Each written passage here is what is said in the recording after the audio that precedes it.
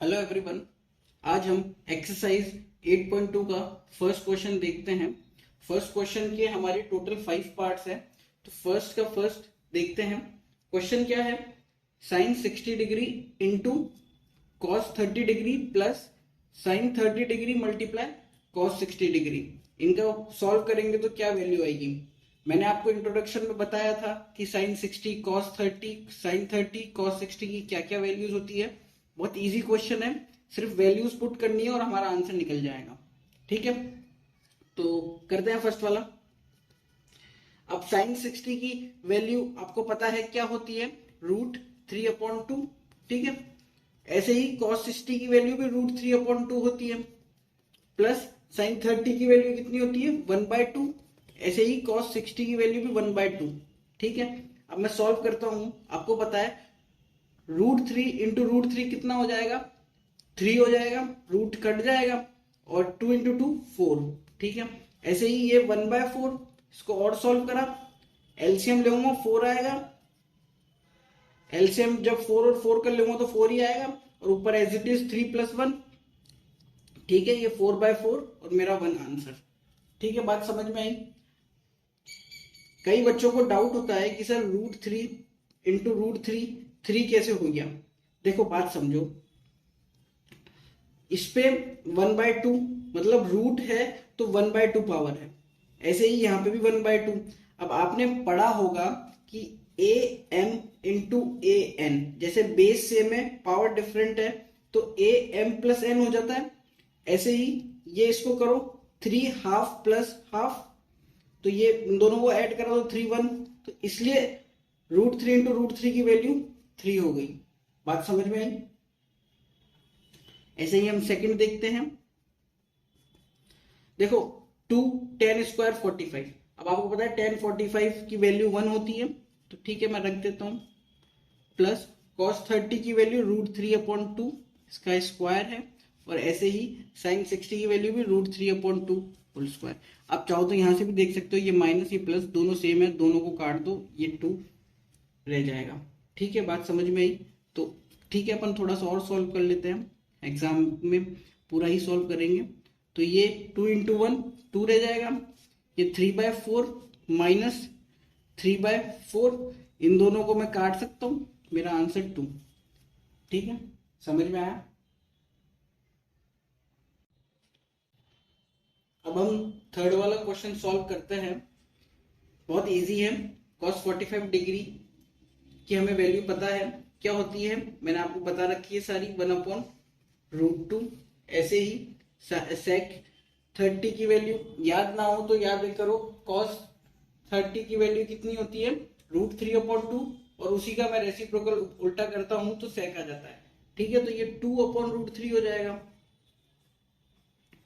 और ऐसे ही cosec की वैल्यू हो जाएगी cosec 30 की, तो sin 30 की वैल्यू हमें पता है 1/2 होती है, तो उसका उल्टा ये हो जाएगा सिर्फ 2।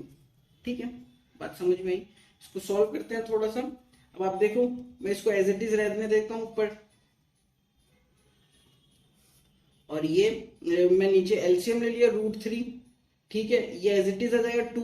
क्यों? क्योंकि इस √3 को इस √3 से डिवाइड करेंगे तो 1 आएगा, और 1 को 2 से मल्टीप्लाई करेंगे तो 2। ठीक है, ऐसे ही अब इसके नीचे क्या है? 1। अब √3 को 1 से डिवाइड करेंगे तो √3 आया, और √3 को 2 से मल्टीप्लाई कर देंगे तो 2√3। ठीक है, बात समझ में आई? अब अपन इसको कैसे सॉल्व करते हैं कि भाई जब न्यूमरेटर में भी मेरे पास 2 टर्म हो, न्यूमरेटर डिनोमिनेटर, और नीचे भी हो, ऐसे ही नीचे भी न्यूमरेटर डिनोमिनेटर हो, तो मैं ये √3 को ऊपर लेके जाता हूं और इसको यहां ले आता हूं। ठीक है, तो √3 इंटू 1, ये √3 यहाँ पे आ गया, और √2 इसके साथ आ गया 2 + 2√3। यहां तक सबको समझ में आया होगा? ठीक है, इसको सॉल्व कर देता हूं। ये आ गया मेरा √3, डिनोमिनेटर में क्या आया? मल्टीप्लाई करूंगा जब इसको यहां करूंगा तो 2√2 प्लस, अब देखो जब आप ध्यान से समझना, यहां पे लिख देता हूं, जब आप √2 इंटू √3 को मल्टीप्लाई करोगे तो आंसर आएगा √6। क्योंकि हम एक आइडेंटिटी पढ़ते हैं जिसमें हमें बताते हैं कि A M into B M हो, मतलब पावर सेम हो और जो बेस है वो डिफरेंट हो तो ए बी एम हो जाता है। बात समझे? तो ये क्या है, 2 हाफ इंटू 3 हाफ, तो ये 6 हाफ हो जाएगा। ठीक है, बात समझ में आई है? ये रफ में कर लेना। तो मैं यहाँ पे जब √2 को √3 से मल्टीप्लाई कर रहा हूं तो ये √6 हो जाएगा और ये बाहर 2 रह जाएगा। ठीक है, तो मैं इसको लिख दूं 2√6। यहां तक सबको समझ में आया होगा। अब हमें पता है कि जो डिनोमिनेटर में वैल्यूज है वो रूट में है, अंडर रूट में देखो, तो ये एक इरेशनल नंबर है। अब हमें क्या चाहते हैं कि इसको और सॉल्व करें और नीचे रैशनल नंबर लाए। तो इरेशनल से हम रैशनल लाने के लिए हमें रैशनलाइजेशन करना पड़ेगा। वो कैसे करते हैं कि देखो, आपको पता है इसको मैं a मान लूं, इसको मैं b मान लूं। अब आपको पता है, यहां लिखता हूं मैं a प्लस बी मल्टीप्लाई, जब मैं a माइनस बी करता हूं तो मेरा आंसर आता है a² माइनस b²। ठीक है, अब मान लो कि रूट का मैं स्क्वायर करता हूं और यहां भी स्क्वायर करता हूं तो सब वो रैशनल नंबर आ जाएगा, माइनस करके मेरा लास्ट में रैशनल ही नंबर आएगा। जैसे √2 का स्क्वायर करा और यहाँ पे मान लो √3 का स्क्वायर करा तो 2 माइनस 3 हो जाएगा, -1 मेरी वैल्यू आ जाएगी। बात समझ में आई? तो ऐसे ही मैं यहाँ पे बनाना चाहता हूँ, ये a प्लस बी है तो ऐसे ही a माइनस बी कर दूं इसे। अब आपको पता है कि ये जो मेरी टर्म है √3/2 √2 प्लस 2 √6, इसके आगे 1 मल्टीप्लाई हो रहा होगा, जिसको लिखने की जरूरत नहीं है। अब आप देखो यहां तक इसके आगे 1 ही मल्टीप्लाई हो रहा है, कुछ भी नहीं है। तो 1 की जगह मैं क्या ये नहीं लिख सकता, 2√2 माइनस 2 √6/2 √2 माइनस 2 √6। ठीक है, इसको काटूंगा तो 1 ही आएगा, तो 1 की जगह मैंने ये लिख दिया। अब मेरा नीचे तो आराम से फॉर्मूला बन गया और ऊपर मैं सिंपल मल्टीप्लाई कर देता हूं। तो आप देखो, जब √3 को 2 √2 से मल्टीप्लाई करूंगा तो रूट वाले ये √3 इंटू √2 √6 हो जाएगा, तो ये 2 √6। ठीक है, बात समझ में आई? फिर अब आप देखो इसके आगे जब मैं √3 को √6 से मल्टीप्लाई करता हूं तो ध्यान से समझना इसे, ये हो जाएगा मेरा 2√18। ठीक है, बात समझ में आई? ये मेरा हो जाएगा, आपको मैंने बताया अभी, 2√2 का होल स्क्वायर माइनस 2 √6 का होल स्क्वायर। ठीक है, बात समझ में आई? अब मैं यहां पे लिख देता हूं। अब आप देखो ये अंदर यहां पे क्या है, √18 है। क्या √18 को मैं ऐसे लिख सकता हूं, अंडर रूट में 9 इंटू 2, 18 को 9 इंटू 2 लिख सकता हूं, और ये 9 अलग हो गया रूट में, ये 2 अलग हो गया, तो इसकी वैल्यू 3 होती है, तो 3√2 रह गया ये। अंडर रूट 18 को 3√2 लिख सकता हूं मैं। ठीक है, तो मैं यहां पे सॉल्व कर देता हूं, और 2 √6 माइनस, अब देखो इसको 3√2 लिखूंगा तो मल्टीप्लाई होकर क्या हो जाएगा, 6√2। 3√2 को मैं 2 से मल्टीप्लाई करूंगा तो 6√2 हो जाएगा मेरा आंसर यहाँ पे। ठीक है, और इसको स्क्वायर करूंगा तो आप देखो 2√2 इंटू 2√2 आप करते हो तो 2 से 2 4, और √2 इंटू √2 2, ये 8 आ जाता है मेरा। ठीक है, ये 8 आ जाएगा, माइनस ऐसे ही मैं इसको सॉल्व करूंगा तो 2 इंटू 2 4, 4 इंटू 6 24, ये मेरा आया। ठीक है, इसको और सॉल्व करा तो मैंने इसमें मैं देखो कॉमन ले सकता हूँ 2, तो कॉमन लिया तो ये बचा और ये 3√2 बचा। ठीक है, और इसको मैं सॉल्व करूंगा, 8 माइनस 24 है, माइनस तो होगा लेकिन जो मेरी साइन आता है वो बड़े के हिसाब से आता है, तो इन दोनों में बड़ा कौन सा है, 24, तो माइनस में आएगा, -16। ठीक है, इसको मैं काट देता हूं, 8 बार जाएगा लगभग। ठीक है, तो ये माइनस आगे ले लेता हूं यहां पे, तो ये हो गया 8। अब ये इस माइनस को मैं और सॉल्व करूं, ब्रैकेट खोलकर अंदर डालने की कोशिश करूं, तो ये माइनस कुल मिलाकर -1 ही तो है आगे, तो ये माइनस जब प्लस से मल्टीप्लाई होगा तो ये मेरा माइनस में आएगा, और ये माइनस जब इस माइनस से मल्टीप्लाई होगा 3√2 वाले से तो प्लस में आ जाएगा, तो 3√2 को मैं आगे ले लूं और ये पीछे ले लूं। ठीक है, बात समझ में आई? और ये मेरा 8। अब इससे ज्यादा हम सॉल्व नहीं कर सकते, मेरा नीचे रैशनल नंबर आ गया। आई होप सबको थर्ड वाला क्वेश्चन समझ में आया होगा। आप चाहो तो इसका स्क्रीनशॉट ले सकते हो।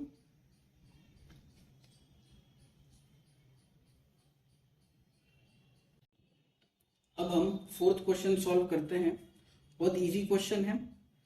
देखो, जब मैंने साइन 30 की वैल्यू रखी, साइन 30 की वैल्यू 1/2, साइन 45 की 1, कॉसेक 60 की मतलब साइन 60 के अपोजिट होगी, मतलब उल्टी होगी, तो साइन 60 की वैल्यू की लगभग कितनी होती है, √3/2, उसका उल्टा कर दूंगा 2/√3।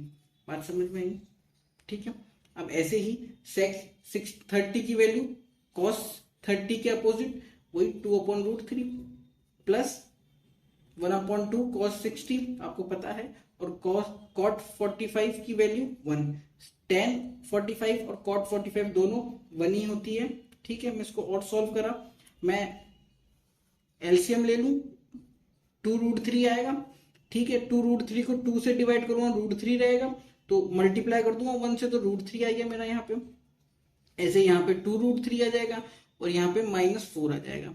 ठीक है, वापस यहाँ पे करता हूँ एलसीएम 2√3। अब देखो 2√3 आ गया एलसीएम मेरा, फिर 2√3 को √3 से डिवाइड करूंगा, 2 आएगा, तो 2 को मैं ऊपर वाले 2 न्यूमरेटर वाले से मल्टीप्लाई कर दूंगा तो 4 आ जाएगा। ऐसे ही यहाँ पे कितना आ जाएगा, √3, यहाँ पे 2√3। ठीक है, समझ में आया? क्योंकि नीचे 1 था, 2√3 को 1 से डिवाइड करूंगा, 2√3 बचेगा और उसको 1 से मल्टीप्लाई कर दूंगा तो ये आ जाएगा।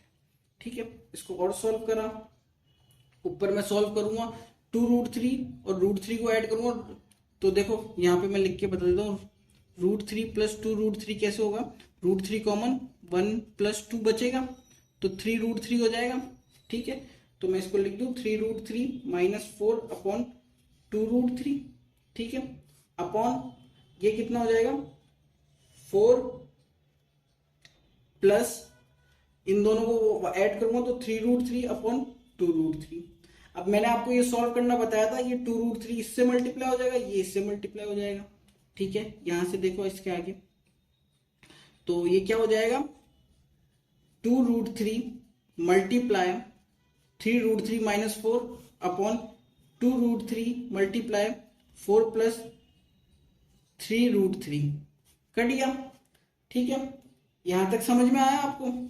अब हम जानते हैं कि जो मेरा नीचे वाला नंबर है वो इरेशनल नंबर है, इसको रैशनल बनाने के लिए मुझे रैशनलाइजेशन करना पड़ेगा, जैसे हमने लास्ट क्वेश्चन में करा। इसको a + b मान लूं, यहाँ पे a - b डाल देता हूं, तो a क्या है, 4 - 3√3, ऐसे मुझे ऊपर भी डालना पड़ेगा क्योंकि आगे 1 है, तो 4 - 3√3। ठीक है, बहुत इजी हो गया। इसके आगे सॉल्व करता हूं, ध्यान से देखो, तो मैं 3√3 को 4 से मल्टीप्लाई करूंगा तो मेरा आएगा 12√3, बहुत इजी है। फिर 3√3 को इससे मल्टीप्लाई करूंगा तो ये स्क्वायर हो रहा है, लगभग 3√3 का स्क्वायर कितना हो जाएगा मेरा, देखो 3√3 इंटू 3√3, ये मेरा 9 हो गया, 9 इंटू 3, √3 इंटू √3 करूंगा 3 आ जाएगा, 9 मेरा 3 इंटू 3 से 27। ठीक है, तो काय में आएगा, माइनस में आएगा, क्योंकि ये प्लस का है ये माइनस का है, तो -27।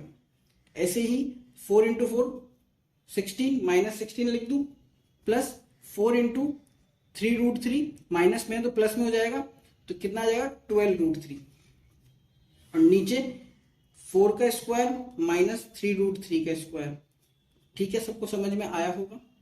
अब मैं 12√3 + 12√3 कर दूंगा तो 24√3 आ गया, और इन दोनों को सॉल्व करूंगा तो 43 आ जाएगा माइनस का, क्योंकि आपको पता है माइनस माइनस में है, -27 -16 होगा तो प्लस, पर आंसर मेरा माइनस में लिखेंगे। ठीक है, ऐसे ही इसको सॉल्व करो तो 16 - 27, सबको समझ में आया होगा? अब देखो बात ध्यान से, ये मेरा क्या आ गया, 24√3 -43, ये नीचे मेरा माइनस में 11। ठीक है, अब मैं क्या करता हूं, इसको वो और सॉल्व कर सकता हूं, इस माइनस को ऊपर ले लेता हूं आगे, और इसको ब्रैकेट में रखता हूं क्योंकि माइनस आ गया आगे। ठीक है, ये 11। अब इस माइनस को और सॉल्व कर देते हैं। देखो माइनस जब इसके प्लस से मल्टीप्लाई होगा तो ये पूरा माइनस में, जब माइनस माइनस से मल्टीप्लाई होगा तो ये पूरा प्लस में, तो मैं इसको आगे ले लूं 43, और ये माइनस में 24, ध्यान से ऊपर देखो, 43 - 24√3/11। ठीक है, मेरा ये आंसर, ये मैंने कैसे समझाया है, पहले ये, फिर ये देखना, फिर ये, फिर ये, फिर ये, फिर ये। ठीक, समझ में आया होगा। आप चाहो तो स्क्रीनशॉट ले लो। अब हम क्वेश्चन फर्स्ट का फिफ्थ क्वेश्चन देखते हैं। लास्ट क्वेश्चन है ये मेरे फर्स्ट क्वेश्चन का, बहुत इजी है, वैसे ही करना है। देखो 5 मल्टीप्लाई cos 60 की वैल्यू मेरी 1/2 होती है, इसका स्क्वायर, प्लस 4 इंटू sec 60 की वैल्यू मेरी कितनी हो जाएगी, 2√3 sec 30, सॉरी sec, क्योंकि cos 30 की वैल्यू कितनी होती है मेरी √3/2, ऐसे उसका उल्टा कर दो, ये हो जाएगा। ठीक है, ये -1, 1045 का आपको पता ही है 1 होता है, और ये इसका स्क्वायर लिखना चाहो तो कर दो, क्योंकि होगा तो 1 ही, क्योंकि 1 पे कोई भी वैल्यू हो 1 ही होता है। 1 की पावर कितनी भी हो सकती है और उसकी सबकी वैल्यू 1 ही होगी। ऐसे ही sin 30 की वैल्यू 1/2 उसका स्क्वायर, प्लस cos 30 की वैल्यू √3/2 उसका स्क्वायर। देखो आपको पता है एक आइडेंटिटी मैंने पढ़ाया था आपको, sin square theta plus cos square theta 1 होती है, मेरा इंट्रो वाले पार्ट में देख लेना। तो ये थीटा दोनों सेम होने चाहिए ना। अभी मैं ऐसे नहीं बोल सकता sin square a plus cos square b, मतलब ये एंगल अलग हो गए, ए दूसरा एंगल है बी, तो तब नहीं है, ये फिर मेरा गलत हो गया। ये है सही है, क्योंकि एंगल दोनों सेम होने चाहिए, तो यहाँ एंगल सेम थे 30-30, तो ये मेरा वैसे ही डायरेक्ट 1 हो जाता। ठीक है, आप लिख सकते थे। तो अब मैं इसको सॉल्व करता हूँ, ये 1/4 हो जाएगा, 5 से मल्टीप्लाई करूंगा तो 5/4 आ गया, प्लस ऐसे ही इसको और सॉल्व करूंगा तो ये मेरा कितना हो जाएगा 4, देखो 2/√3 को स्क्वायर करोगे तो 4/3 आ जाएगा मेरा, और 4/3 को 4 से मल्टीप्लाई करता हूँ तो 16/3, ये -1 अपॉन में 1/2 प्लस 3/4, बहुत ईजी हो गया। इसको और सॉल्व करता हूँ, एलसीएम ले लेता हूँ इसका, तो ये मेरा क्या आ गया एलसीएम में 12। अब 12 को 4 से डिवाइड करूंगा तो 3 आएगा, और 3 को 5 से मल्टीप्लाई करूंगा तो 15। ठीक है, ऐसे ही ये 64 हो जाएगा, ऐसे ही ये मेरा 12 हो जाएगा। नीचे क्या होगा, सॉरी ये 1/4 होगा, 1/2 का स्क्वायर 1/4। ठीक है, तो 1/4 प्लस 3/4, समझ में आई बात यहां तक। इसको और सॉल्व करते हैं अपन, तो ऊपर क्या आ जाएगा 15 प्लस 64 -12, तो मैं इन दोनों को ऐड करूंगा। देखो मैं डायरेक्ट भी कर सकता हूँ, 15 - 12 कर दूं तो 3 आ गया, 3 में 64 ऐड कर दूं तो 67/12 अपॉन 4/4, ये तो मेरा 1 हो जाएगा, तो मेरा आंसर क्या हो गया 67/12। बात समझ में आई, बहुत इजी क्वेश्चन था ये, अब आप देख लो इसे।